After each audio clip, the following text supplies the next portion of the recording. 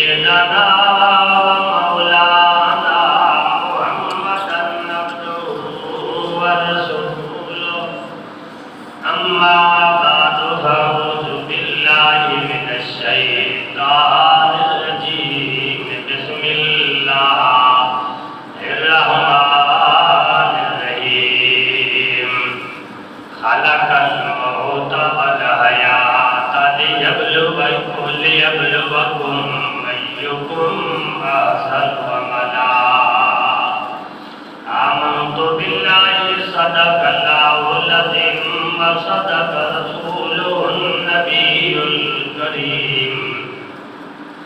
قال الله تبارك وتعالى في شان حبيبه إن الله وملائكته يصلون على النبي يا أيها الذين آمنوا صلوا عليه وسلموا تسليما اللهم صل على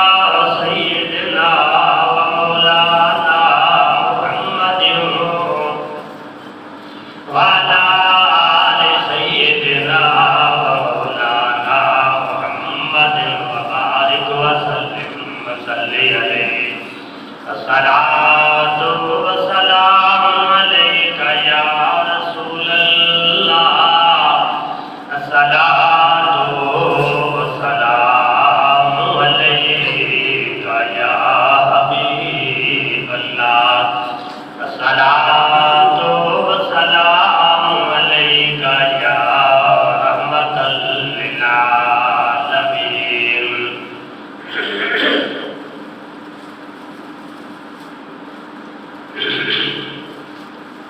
حمدللہ تعالیٰ اللہ رب العزت کی دربار میں پیش کرنے کے بعد درود بر ذات سید الوجود آقا نامدار محمد مصطفیٰ احمد مصطفیٰ صلی اللہ تعالیٰ علیہ وسلم کی دربار میں پیش کرنے کے بعد اللہ رب العزت کے پاک کلام میں سے جو آیات مبارکہ تلاوت کی ہے اللہ رب العزت نے اس آیات میں موت اور حیات کا ذکر فرمایا ہے اللہ رب العزت نے جب پوری کائنات بنائی اس میں سے موت کو بھی پیدا کر دی موت بھی ایک مخلوق ہے حیات بھی ایک مخلوق ہے اللہ رب العزت نے جب موت کو پیدا کیا کرنے کے بعد 70,000 پردے کے اندر بند کر کے ایسی جگہ پہ رکھ دیا کہ اللہ کے سوا کسی کو پتہ نہیں جب اللہ رب العزت نے حضرت آدم علیہ السلام کو پیدا کیا تو رب کائنات نے فرمایا کہ اسرائیل کہ میں تمہیں موت میں مقرر کرتا ہوں فرشتوں نے عرض کی کہ رب کائنات آج تک ہم نے اس کا ذکر نہیں سنا کہاں تم نے چھپا کے رکھا تو اللہ رب العزت نے وہ پردے ہٹائے اس کے ہٹانے کے بعد جب وہ سامنے آ گئی اس نے ایک آواز نکالی تو فرشتے سارے کے سارے بے ہوش ہو گئے کئی ہزار سال گزرنے کے بعد جب ہوش میں آئے تو اسرائیل نے عرض کی کہ رب کائنات کی اس کی آواز بھی اتنی ہے کہ ہم بے ہوش ہو گئے اس کی طاقت اتنی ہے کہ میں اس کو کیسے قابو کروں اللہ رب العزت نے فرمایا کہ اسرائیل کے میں تمہیں اتنی طاقت دوں گا کہ تو اس کو اوپر حاوی ہو جائے گا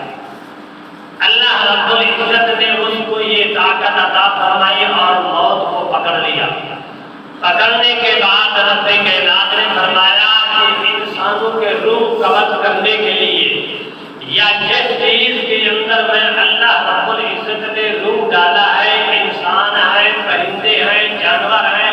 جو کچھ بھی ہے، یہ سب کا روح تم نے قبض کرنا ہے۔ اس لیے اللہ رب العزت نے فرمایا خلق الموت والحیات،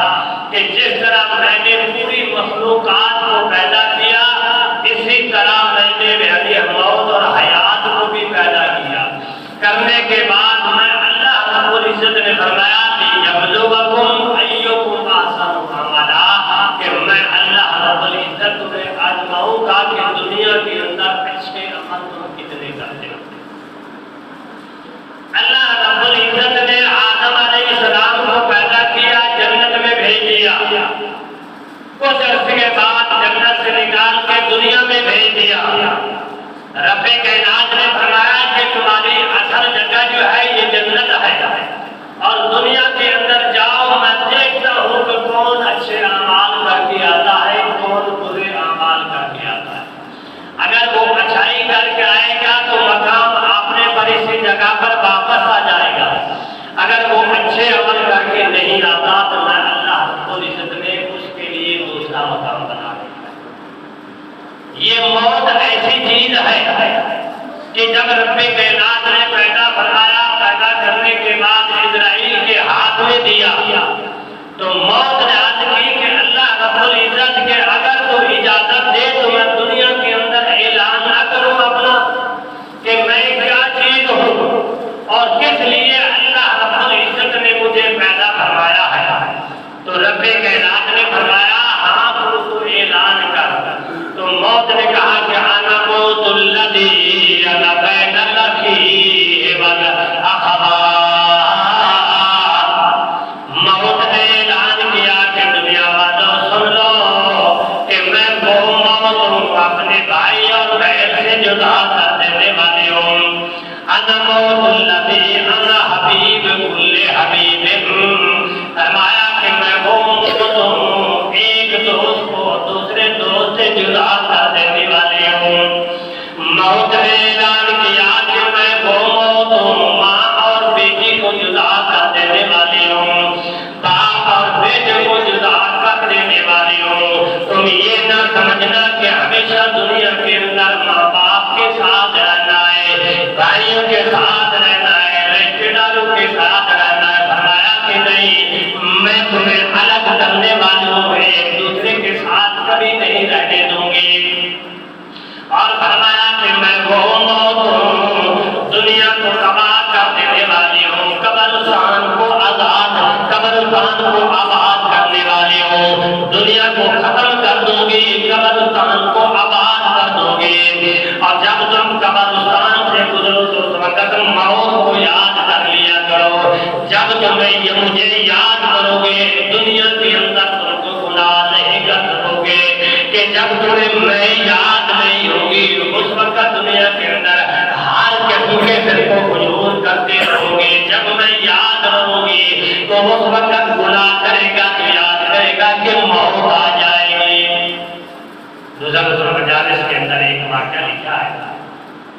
کہ حضرت عیسیٰ نبی علیہ السلام جا رہے تھے تو ایک چرواہا اونٹ چرا رہا تھا۔ ایک اونٹ بڑا مستی میں تھا،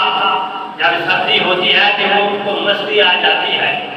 بڑی مستی میں تھا تو ہر کسی کو کاٹ رہا تھا، مار رہا تھا۔ عیسیٰ علیہ السلام نے دیکھا کہ یہ بڑا ظالم ہے، اس طرح مستی میں ہے، کسی کو کوئی سمجھتا بھی نہیں۔ آپ نے جا کر اس کے کان میں یہ کہہ دیا کہ ایک دن تو ختم ہو جائے گا، موت آ جائے گا۔ جب یہ بات سن کر اس دن سے اس نے کھانا پینا چھوڑ دیا اور سوچنے بیٹھ گیا کہ موت آ جائے گی، میں مر جاؤں گا، میں کیا کر رہا ہوں دنیا کے اندر۔ کافی عرصہ گزر گیا، پھر واپس حضرت عیسیٰ علیہ السلام اس راستے میں آئے، دیکھا کہ دوسرے اونٹ چل رہے ہیں، وہ آرام سے بیٹھا ہے۔ چرواہے سے پوچھا کہ اس اونٹ کو کیا ہو گیا؟ بالکل دبلا سا کمزور ہو گیا، ہڈیاں بھی نکل آ گئی۔ تو اس نے کہا کہ اس راستے میں سے ایک آدمی گزرا تھا، اس نے اس کے کان کے اندر کوئی بات کہی تھی، اس دن کے بعد اس نے کھانا پینا چھوڑ دیا، جب بھی آتا ہے آ کر بیٹھ جاتا ہے، کمزور ہو گیا ہے۔ پھر حضرت عیسیٰ علیہ السلام نے اس کے کان کے اندر یہ بات کہی کہ میں نے تمہیں موت یاد دلائی تھی کہ دنیا امید پہ بھی قائم ہے، یعنی یہ دنیا امید پہ قائم ہے، ورنہ یہ تو ہر کسی کو پتا ہے کہ ہمیں موت آ جائے گی، ایک دن مر جائیں گے، ختم ہو جائیں گے، امید پہ بیٹھے ہیں کہ ہم نے یہ کام کرنا ہے، وہ کرنا ہے، یہ کرنا ہے، یہ سب کچھ کرنا کرنا بیکار ہے کسی کام کا۔ تو اس نے جب یہ بات کہی کہ دنیا امید پہ قائم ہے، وہ اونٹ اٹھ کھڑا ہوا کہ میں اللہ کی رحمت سے اور اس کی امید سے مایوس کی کہ وہ مالک ہمیں اپنی رحمت سے ہمیں معاف کر دے۔ اس لیے اللہ رب العزت نے فرمایا کہ دنیا کے اندر اچھے اعمال بھی کرو اور میں اللہ کی رحمت سے مایوس بھی نہ ہوں، میں اپنی رحمت سے تمہیں معاف کر دوں گا۔ کہ اے دنیا کے اندر میں تمہیں تکلیف دے کر، مصیبت دے کر، پریشان کر کے تمہیں آزماؤں گا، دیکھوں گا کہ مصیبت میں آیا ہے میں اللہ رب العزت کو بھی یاد کرتا ہے یا نہیں کرتا۔ اگر وہ اللہ رب العزت کو یاد کرتا ہے، رب کائنات مصیبت ختم کر دیتا ہے، خوشی عطا کر دیتا ہے، کہتا ہے کہ مصیبت اور تکلیف میں تو مجھے یاد کیا، اب یہ تکلیف اور مصیبت ختم کر دی، خوشی اور مسرت مل گئی، فتح و کامیابی مل گئی، اب دیکھتا ہوں کہ مجھے یاد کرتا ہے کہ نہیں کرتا۔ جب انسان یعنی مسرت کے اندر آ جاتا ہے تو رب کائنات کو بلا دیتا ہے، خوشیوں کے اندر آ جاتا ہے، موت اس کو بھول جاتی ہے، وہ مصیبتیں اور تکلیفیں بھول جاتی ہے۔ تو اللہ تبارک و تعالیٰ فرماتے ہیں میں نے جب تمہیں تکلیف دی تھی تو مجھے یاد کر رہا تھا، جب وہ تکلیفیں ختم کر دی، خوشیاں عطا کر دی، تمہیں معلوم کو تم نے بلا دیا۔ اس لیے اللہ تبارک و تعالیٰ نے فرمایا کہ اگر تم مصیبت میں ہے تو اللہ کو یاد کر، اگر تمہیں خوشی اور مسرت مل جائے تو پھر بھی اس کو یاد کر، جب تم یاد کرے گا تو میں کیا کروں گا کہ اذکرونی اذکرکم واشکروا ولا تکفرون، کہ اے فرشتے دیکھو یہ میرا بندہ، مصیبت آئی تو میں مالک کا شکر ادا کیا، خوشی مل گئی تو میں مالک کا شکر ادا کیا، کہ اے فرشتے تم گواہ ہو جاؤ، اشہدوا یا ملائکتی میں غفر لہ ما تقدم من ذنبہ، میں اللہ تبارک و تعالیٰ اس کے گناہ معاف کر دیتا ہوں۔ فرمایا کہ لو کان خطیئۃ ابن آدم آثم اللہ کلھا، اگر اس کے گناہ اتنے بھی کیوں نہیں کہ زمین و آسمان بھی بھر گیا اور سب چیز بھر گئی، اور یہی کہتا ہے کہ رب کائنات میں تیرے دروازے پہ آیا ہوں، سر جھکا کر کہہ رہا ہوں سبحان ربی اللہ، سب سے اعلیٰ تو ہے، میں نیچے ہوں، مالک تیرے دروازے پہ آیا ہوں، تو مجھے معاف کر دے۔ رب کائنات فرماتے ہیں کہ جب وہ مجھ سے معافی منگتا ہے تو میں رب کائنات اس کو معاف کر دیتا ہوں، کہ آیا ہے میرے دروازے پہ میں تمہیں معاف کر دوں گا۔ اس وقت تمہیں معافی ملے گی کہ جب تم میرے دروازے پہ آئے گا، آپ نے گناہوں کی طرف نہ دیکھ، آپ نے خطاؤں کی طرف نہ دیکھ، یہی کہہ کے رب کائنات میں تیری رحمت کو امیدوار ہوں، میں تمہیں اپنی رحمت سے معاف کر دوں گا۔ اللہ تبارک و تعالیٰ فرماتے ہیں جب وہ یعنی موت آ جاتی ہے، مر جاتا ہے، اس دنیا کے اندر رہتا ہے تو یہ قبر اس کو، یہ زمین اس کو 5 مرتبہ آواز دیتی ہے، کہتی ہے کہ انا بیتک انا بیت الوحدۃ انا بیت النور، کہ اے میرے پشتوں پر چلنے والا اگر کہ نہ چل، سنبھل کے چل، ایک وقت آئے گا تیری یہ ساری عقل اور بڑائی تیری ختم ہو جائے گی، یہ تیری بادشاہی اور سلطنت سب کچھ ختم ہو جائے گا، میں کیڑوں اور مکوڑوں کا گھر ہوں، خیال کر کے چل، دنیا کے اندر اکڑ کے چلے گا، جب میرے پیٹ کے اندر آئے گا تو میں پوچھوں گی، تو دنیا کے اندر کہتا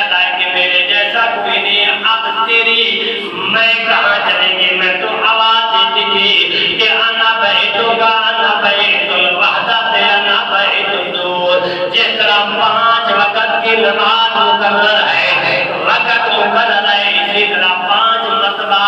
یہ زمین بھی آواز دیتی ہے کہ انسان ہوش کر کو سمجھ جا، اگر سمجھ گیا تو کامیابی ہے، نہیں سمجھا تو عذاب کے بغیر اور کچھ نہیں ہوگا۔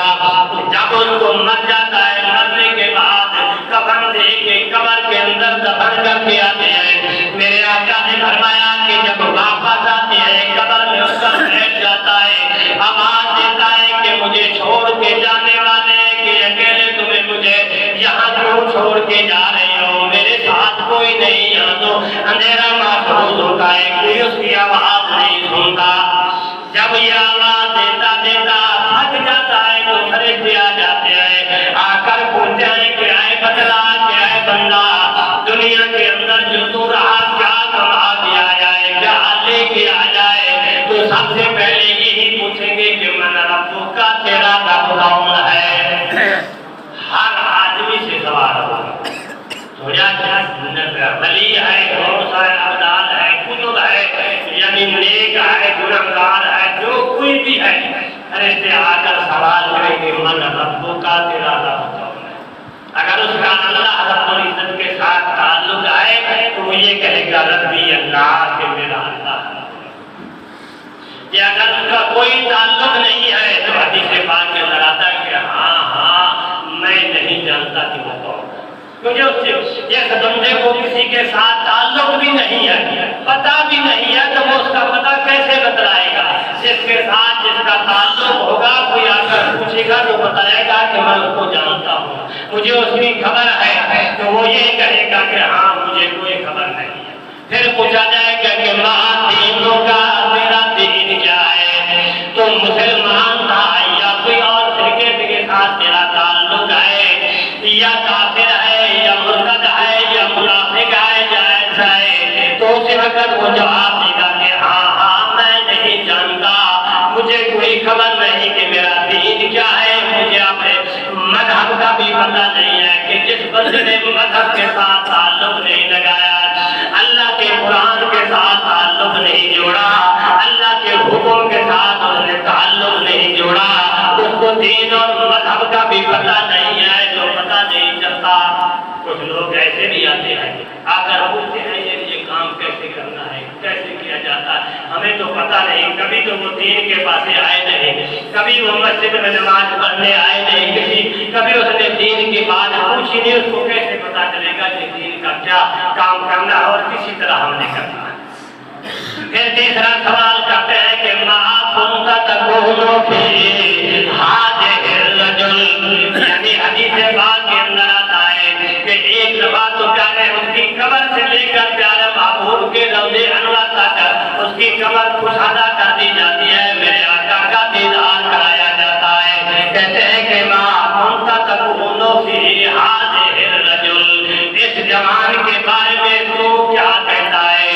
دوسری بات کے اندر آتا ہے کہ آپ کی تصویر ان کے سامنے کر دی جاتی ہے، دکھایا جاتا ہے کہ ما کنت تقول فی ھذہ الرجل، کہ اس کو تو جانتا ہے کہ نہیں، تو اس کو جانتا ہے کہ نہیں؟ اگر اس کا تعلق میرے آقا کے ساتھ ہے تو کہتا ہے کہ ہاں کہ یہ میرا نبی ہے، کہ جس کا میں نے کلمہ پڑھا تھا، جس کے اوپر ایمان لایا تھا، اس کا دین اور اسلام قبول کیا تھا۔ یہ اگر اس کا تعلق نہیں ہے، کچھ بھی نہیں ہے، تو وہ کہتا ہے ہاں مجھے اس کی خبر نہیں ہے کہ یہ کون ہے۔ جب یہ فرشتے چلے جاتے ہیں تو قبر کہتی ہے کہ اے بندے، کہ میں نے تمہیں کہا تھا دنیا کے اندر کہ انا بیتو کا، انا بیت الوحدت، انا بیت الظہور، کہ میری پشتوں پر چل رہا ہے، آج وہ وقت آ گیا، میرے اندر آ گیا ہے، اب تو بتلا کہ تیرے ساتھ کیا کروں۔ میرے آقا نے فرمایا کہ قبر اس طرح مل جاتی ہے، اسی طرح اس کی ہڈیاں پسلیاں سب کی سب اکٹھے ہو جاتی ہیں، وہاں چیختا ہے، روتا ہے، ہائے ہائے آواز نکالتا ہے، وہاں کوئی سننے والا نہیں ہوتا۔ پھر کہتا ہے کہ یوم یعض الظالم علی یدیہ یا لیتنی اتخذت مع الرسول سبیلا، کاش کہ دنیا کے اندر نہ اللہ اس کے رسول